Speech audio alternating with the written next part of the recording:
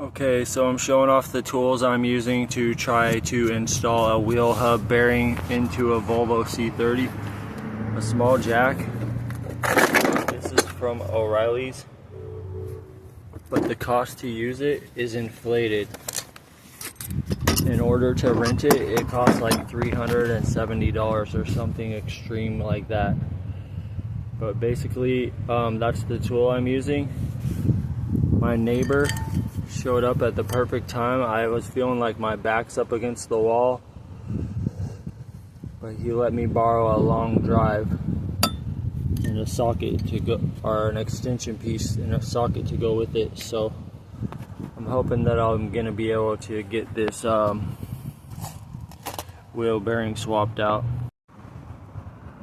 Okay, I'm about an hour and a half deep. The first roadblock was getting tools ready, so my neighbor showed up just at the right time and let me borrow some stuff.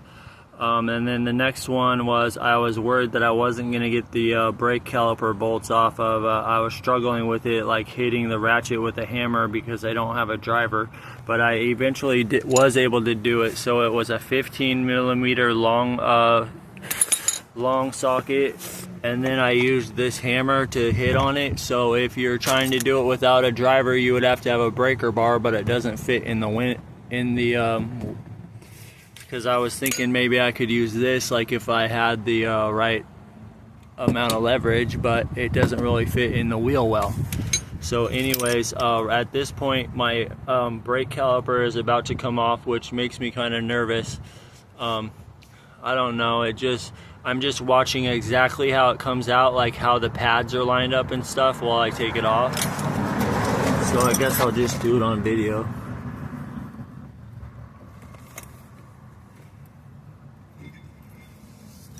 Okay, so that's what the brake pads are looking like, and my buddy who helped me diagnose it, he did say that my rotors have grooves in them, like they're really worn out. So yeah, that's on the parts list for sure. But yeah, I've got the brake brake tied up so that it doesn't break the line to it. No pressure on the line, and so far I'm progressing, and hopefully I'll be able to remove this wheel bearing.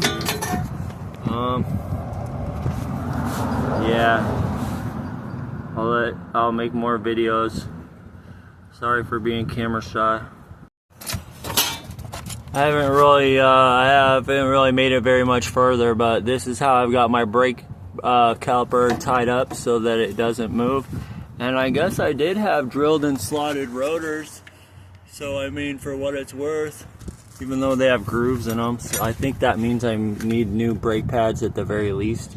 But this is the dust cover, so at this point I'm just removing this. But I wanted to fire up the footage, get it rolling again, because just to kind of show before I get into trying to pull this rusty hub attachment off, just how much play it has in it. I'm not sure if that's the noise that I was hearing. I really hope it is, but what made me nervous was I pulled on this CV joint, and see how when I move it, it's snug right now? Well, it was loose, and then I pushed it in and it sounded like it clipped in, like maybe the C-clip came loose or something.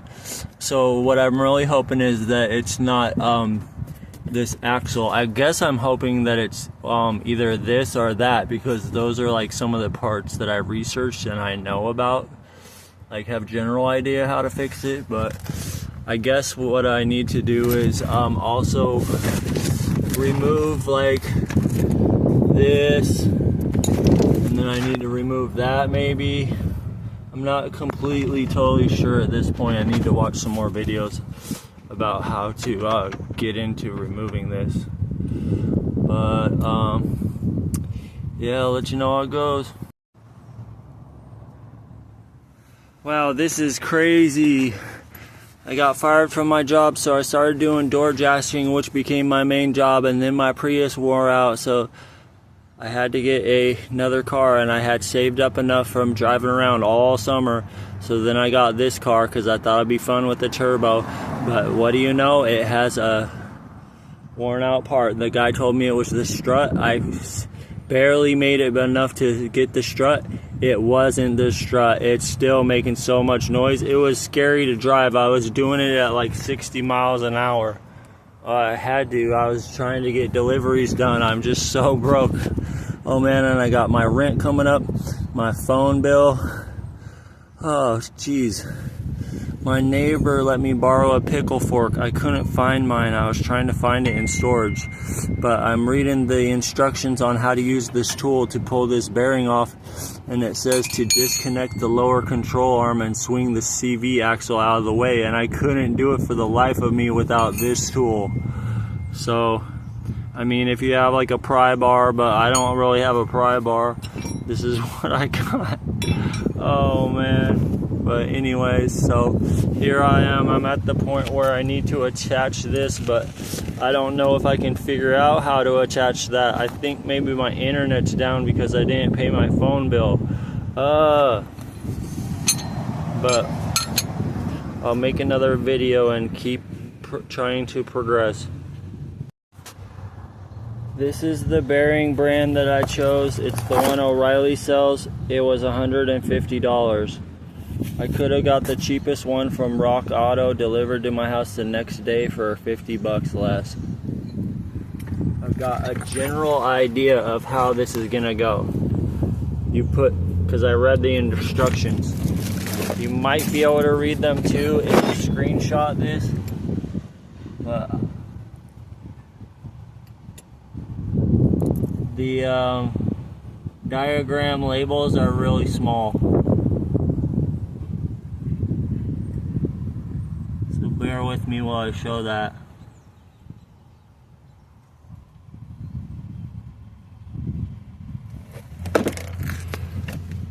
So you take one of these horseshoes that fits in here. This one is the letter F. Then you stick this on here. On the back of this, you put one of these step washers and the bolt. So, trying to show what it looks like on the back. And then you tighten it down and press it out. Oh man, I got my fingers crossed. This is really stressful. Yeah, this DIY auto repair has been a real battle. For sure. But I want to give a shout out to my brother-in-law, Jason, who is willing to help me out. Let me work in his driveway. Come over, help me diagnose it. We put it up on jack stands and put it in gear. Just working on it for a little bit, even in the street. I called the shop. They said that you can get it installed for like $100. So I was like, screw it, I'm just gonna do that. 75 or $100. He's like, but it was getting in later in the day, so he's like, you gotta bring it down here pretty soon. And I was like, all right. I had it reassembled. I disassembled it as fast as I can and flew down to the shop in this old truck. It started on the way back. I forgot to take the bearing with me, so I just dropped off the spindle. It was wobbling. And then I lifted the hood. The valve covers were smoking when I got back. I barely got back. Every time I had to stop, it would burn rubber just to get it put in gear to get going again. But check it out. The shop, they put the new O'Reilly spindle in it. And the technician said it has a smooth bearing, so that's good, I guess. So now I'm gonna reassemble it. Altogether cost, that was $58. The bearing was $150. So new wheel bearing, $208. And a whole lot of do-it-yourself. Oh no, another edition of C30 wheel hub woes. What is it now? The lug nuts, after everything buttoned up, everything said and done, the lug nuts don't fit. The guy at the parts store I took one of them in, he said it had bad threads on it. So we don't know if the new hub had different or not, because I didn't have the old hub with me. But anyways, 1886 later. So instead of $208, we are at $227. Well, I guess, oh, this video is a low light, isn't it? Here's what the bolt pattern is on the new hub. The hub that I bought from O'Reilly's. I don't know if that matches the stock original, if the original ones were stripped or what. But to cap it all off, that's what happened. So I'm just hoping and praying that this thing drives nice for a while so I can make some money, because it's threatening my livelihood not having a vehicle. I don't have a job. If anybody knows any good streams of revenue that aren't too difficult, hit me up. Hopefully these lug nuts will work out. They don't match the old ones, but that thing's gonna need some work on a ball joint. I bet that's what it was. If that thing started acting like this one was, like the freaking wheel bearing, even though it has a different setup. Oh my gosh, that thing started copying this one. This adventure has been crazy. I just get so emotional about it too. Alright guys, hit me up in the comments with some advice.